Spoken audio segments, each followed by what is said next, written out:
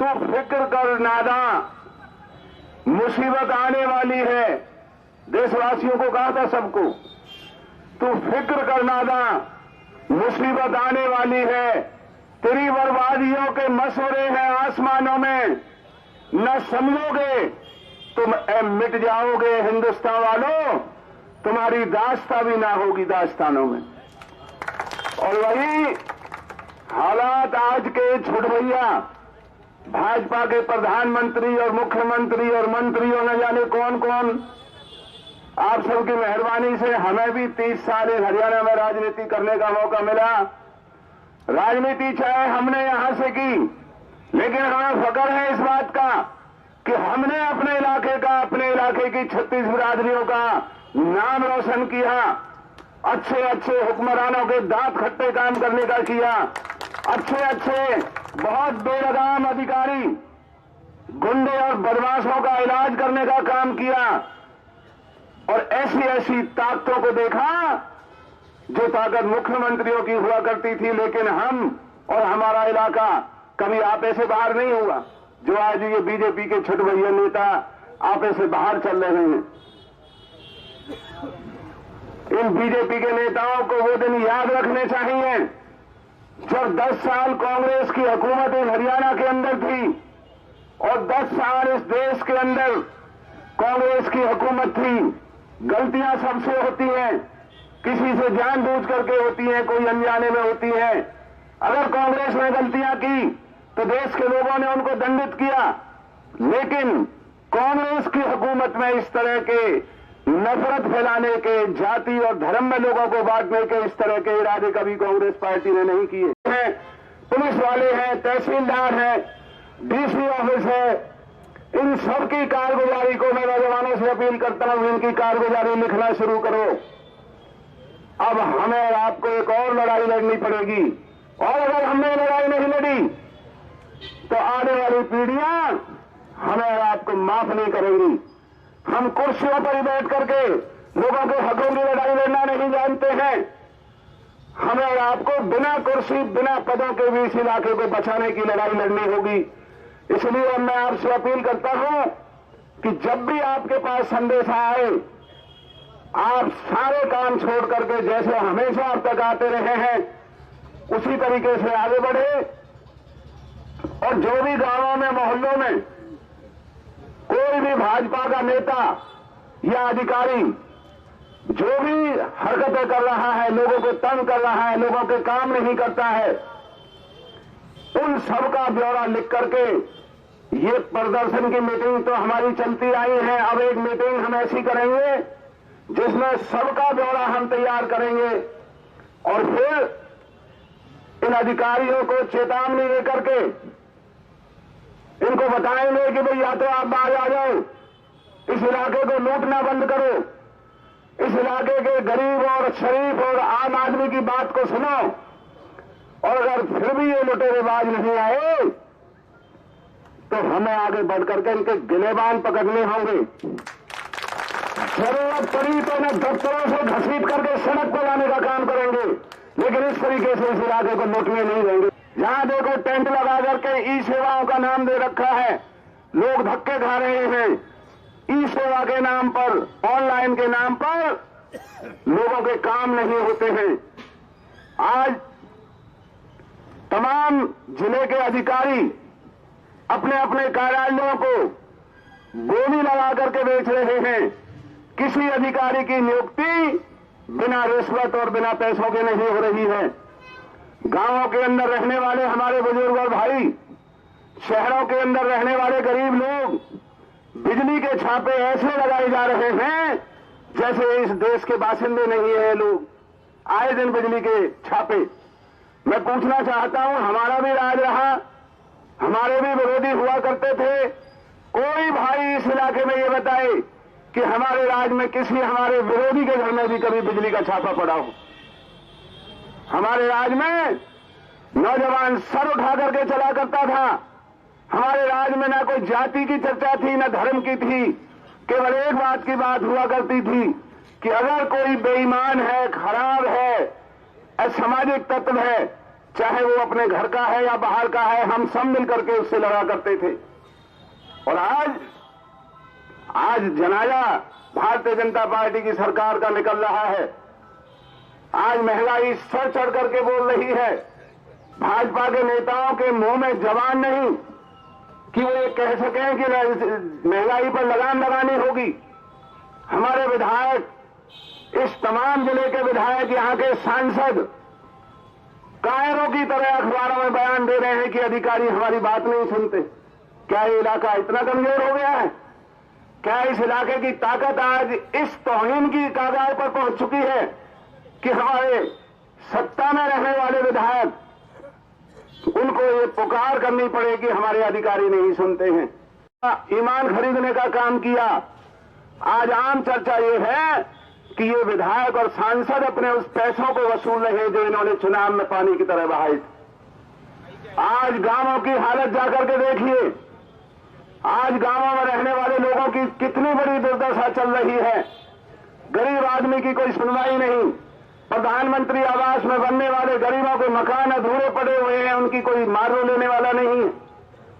नगर परिषद में जाओ, मुख्यमंत्री जो अपने पद की गरिमा से बना हुआ होता है, मुख्यमंत्री के लिए ना कोई जाति होती, ना धर्म होता, ना कोई इलाका होता। खुद मुख्यमंत्री आज अपने बीजेपी के इन टटपूनियों को,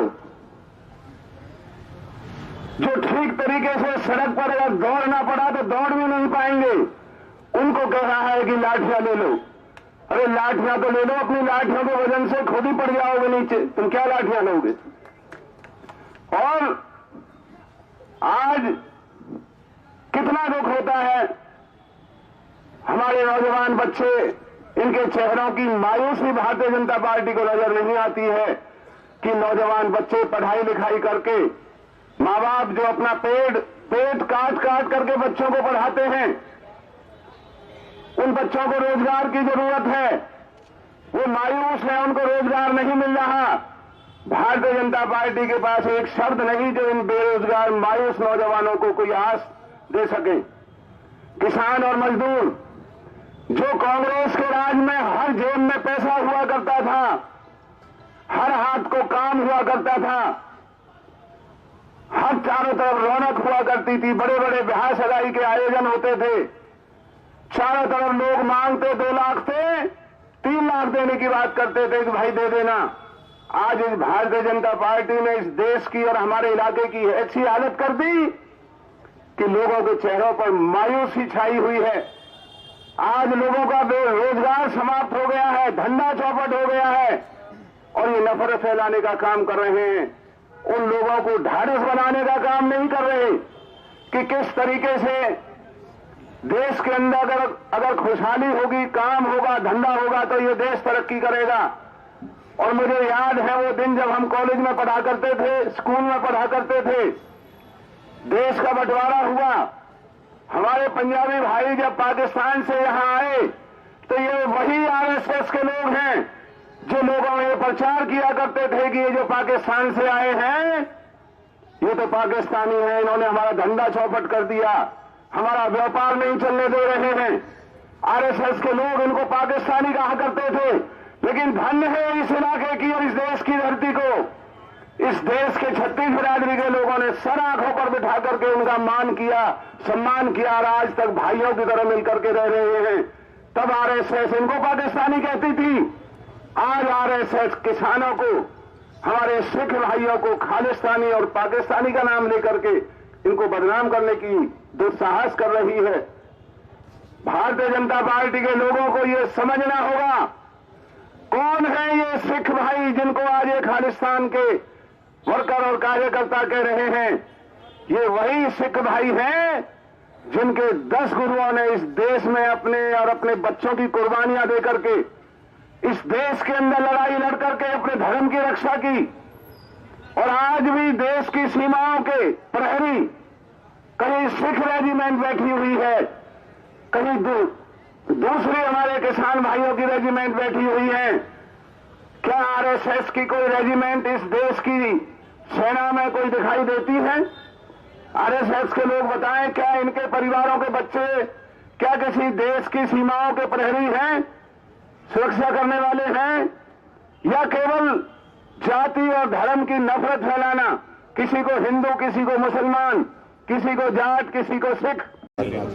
आज जैसा कि पूरे देश में कांग्रेस के जो कार्यकर्ताओं ने जो किसानों को मंत्रियों के लड़कों ने गाड़ियों के नीचे रौंद करके उनकी हत्या करने का जुर्म किया है, उसके विरोध में, और जो हमारी पार्टी के नेता प्रियंका गांधी और दीपेंद्र हुड्डा के साथ जो बर्ताव किया है, उनको जनमानस तक नहीं जाने दिया, उनको रेस्ट हाउस के नाम पर जेल में बंद करने का काम किया, उसके एवज में, और हमारे अपने इलाके में बढ़ती हुई बेरोजगारी, महंगाई और जो कानून व्यवस्था चौपट हो रही है, जो लूट यहाँ पर मची हुई है, भ्रष्टाचार जो मचा हुआ है, गरीब आदमी की सुनवाई नहीं हो रही है, इन सब बातों को लेकर के आज जिला पलवल कांग्रेस के सभी कार्यकर्ताओं ने यहाँ आकर के प्रदर्शन किया है। सीएम साहब का एक वीडियो वायरल हो रहा है, कह रहे हैं कि हर जगह 500 से 1000 लठैत वाले तैयार हो जाओ, इन किसानों को जवाब दो जैसा तैसा, और जेल जाने से डरो मत, बड़े नेता बन के रहोगे। ये जो मुख्यमंत्री खट्टर ने जो ये बयान दिया है, ये मुख्यमंत्री के छुटभैयापन को दर्शाता है।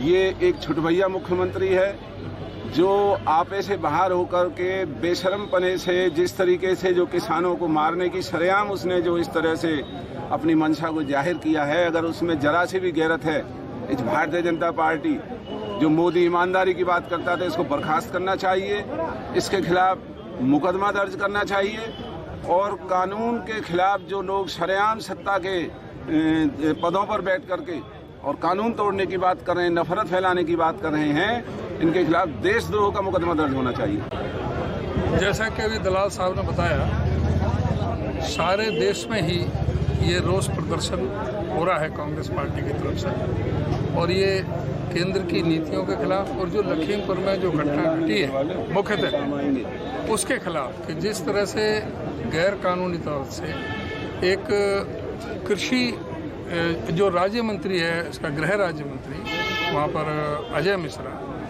उसने जो 25 तारीख को जो बयान दिया था, और उसमें कहा था कि मैं 2 मिनट में तुम्हें मार मार के बलिया तक तुम्हें भगा दूंगा, उसकी परिणति का ये परिणाम है जो 3 तारीख को यह घटना हुई। और उस घटना के तहत जिस तरह से किसानों को उसी मंत्री के बेटे ने अपनी गाड़ियों में बैठ कर के 3 गाड़ियों के काफिले से जिस तरह से रौंदा, जिस तरह से उनको कुचल के मार डाला, ऐसा कोई उदाहरण आज तक हमारे देश में देखने को नहीं मिला। अंग्रेज़ों के टाइम में भी देखने को नहीं मिला कि इस तरह से गाड़ियों से कुचल के मार दिया जाए। तो उसके खिलाफ ये भारी रोष प्रदर्शन है, और इस रोष प्रदर्शन के माध्यम से इस केंद्रीय गृह राज्य मंत्री अजय मिश्रा और हरियाणा प्रदेश के मुख्यमंत्री जो मिस्टर खट्टर के खिलाफ यहाँ पर हमने एक प्रस्ताव भी पास किया कि इनको तुरंत बर्खास्त किया जाए, और UAPA के तहत इनके खिलाफ मुकदमा दर्ज किया जाए, क्योंकि इन्होंने लोगों को भड़काने का काम किया है, लेकिन देशद्रोह का काम किया है। जो एक देशद्रोही पे मुकदमा चलता है, वही इन पे चलना चाहिए। अगर यही बात किसी और ने कही होती तो उसको अब तक UAPA के तहत ये अंदर डाल देते। हमसे जुड़े रहने के लिए हमारे YouTube चैनल को सब्सक्राइब करें और नई वीडियो की नोटिफिकेशन के लिए बेल आइकॉन को दबाएं। अगर आप ये वीडियो Facebook पर देख रहे हैं तो लाइक जरूर करें और ज्यादा से ज्यादा शेयर करें। धन्यवाद।